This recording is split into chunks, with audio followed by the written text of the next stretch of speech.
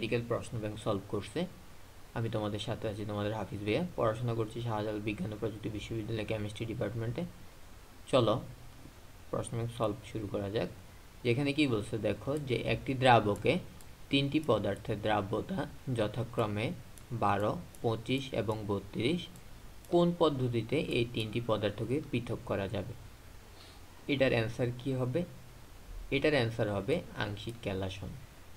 ঠিক আছে, কেন আংশিক ক্যালাসন? চলো ব্যাখ্যাটা দেখে নেওয়া যাক।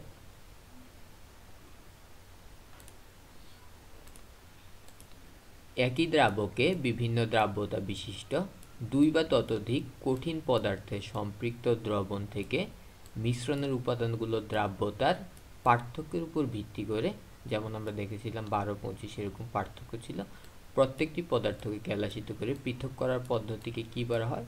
আংশিক ক্যালাসন বলা হয়। ঠিক আছে, বিষয়গুলো একটু ভালো করে খেয়াল রাখবে তোমরা।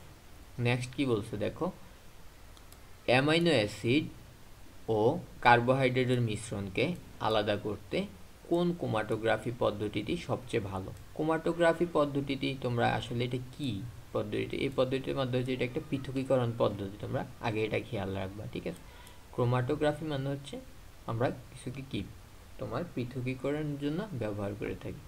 তাইলে এখানে বলছে কি দেখো, অ্যামাইনো অ্যাসিড এবং কার্বোহাইড্রেটের মিশ্রণকে যদি আমরা আলাদা করতে চাই, তাহলে আমরা কোন পদ্ধতিটা সবচেয়ে ভালো? সবচেয়ে ভালো হচ্ছে কাগজ ক্রোমাটোগ্রাফি। এখানে ওরা একটু চেঞ্জ করে দিতে দেখো, যে আমরা সবসময় কি পড়ছি পেপার ক্রোমাটোগ্রাফি, ওরা একটু স্ট্র্যাটেজিক্যালি ডিফারেন্সিয়েট করে দিছে যে কাগজ ক্রোমাটোগ্রাফি। ঠিক আছে, এই বিষয়গুলোই তোমাদেরকে অ্যাডমিশন টাইমে একটু ধরতে হবে।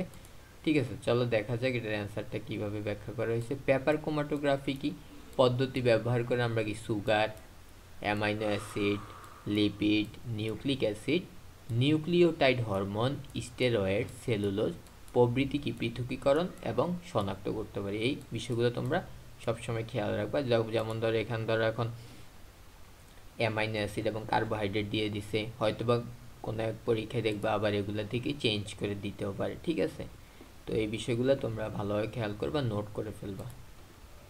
নেক্সট কি বলছে দেখো, মৌলের পারমাণবিক ওজন, ঠিক আছে, সমান কিন্তু পারমাণবিক সংখ্যা আলাদা হলে তাকে কি বলা হয়? দেখো এখানেও কোশ্চেনটাকে একটু মডিফাইভে চেঞ্জ করেছে। পারমাণবিক ওজন মানে কি? পারমাণবিক আমরা কি জানি? ভর সংখ্যা। ঠিক আছে, পারমাণবিক ওজন পারমাণবিক ভর সংখ্যা। তাইলে এটার অ্যান্সার কি হবে? যেহেতু সমান বলছে, তাইলে এটার অ্যান্সার কি হবে? আইসো বার হবে। যেহেতু আমরা জানি কি যেসব মৌলের কি ভর সংখ্যা সমান, তাদেরকে পরস্পরের কি বলা হয়? আইসোবার বলা হয়। ঠিক আছে, আইসোটোপ কি দেখো, প্রোটন সংখ্যা বা পারমাণবিক সংখ্যা সমান। আইসোটন জানি আমরা নিউট্রন সংখ্যা সমান। আইসোবার জানি আমরা ভর সংখ্যা সমান। কিন্তু এখানে চেঞ্জটা করে দিছে গিয়ে কি দেখো, পারমাণবিক ওজন বলে দিছে, পারমাণবিক ভর কিন্তু বলে নেই। ঠিক আছে, ওই একই জিনিস জাস্ট একটু ডিফারেন্ট করে দিছে, এটা খেয়াল রাখবা। নেক্সট কি বলছে দেখো, নিচের কোনটির পারমাণবিক ব্যাসের নিকটতম? পারমাণবিক ব্যাসের নিকটতম হচ্ছে, খেয়াল রাখবা অ্যান্সার ডি, 1 × 10⁻⁸ সেন্টিমিটার।